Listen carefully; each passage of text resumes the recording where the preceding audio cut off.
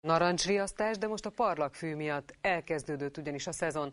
A gyomnövény pollenjének koncentrációja már most elérte a közepes szintet. Az országban több mint 800 000 hektáron van parlagfű, még mindig kevesen írtják, a fővárosban ma is kényszerkaszálás volt egy elhanyagott telken. Időjárástól is függ, de a mostani előrejelzés szerint 2 hét múlva lehet az idei parlagfű szezon csúcsa. Parlagfű a házak mellett a sínek között és a mezőn. Tavalyi adatok szerint országszerte csaknem 800 000 hektárnyi parlagfűvel fertőzött terület van. A felvételken is látható, hogy a gyomnövény már virágzik.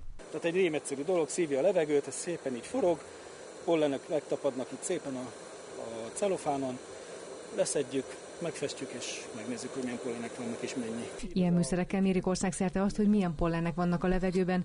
A múlt heti adatok alapján az Országos Környezetegészségügyi Intézet narancsjelzést adott ki. Ezen a térképen is mutatjuk, Nyíregyháza és Pécs között van az a vastag sáv, ahol most a legmagasabb a parlagfű pollenjének koncentrációja.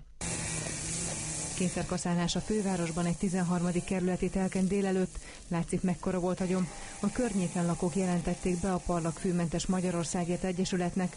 Az önkormányzat ugyan elvégezte az írtást a tulajdonos helyett, de megbüntetik. Már a vonalainkon is látszik, hogy egyre többen, egyre nagyobb összefüggő területeket jelentenek be. Most jelenleg a 300-400 körüli bejelentésnél tartunk. Az elhanyagott területek miatt évről évre szenvedés ez az időszak a parlagfűre érzékenyeknek. Magyarország még mindig a legfertőzöttebb országok közé tartozik. Elég szomorú dolog ez.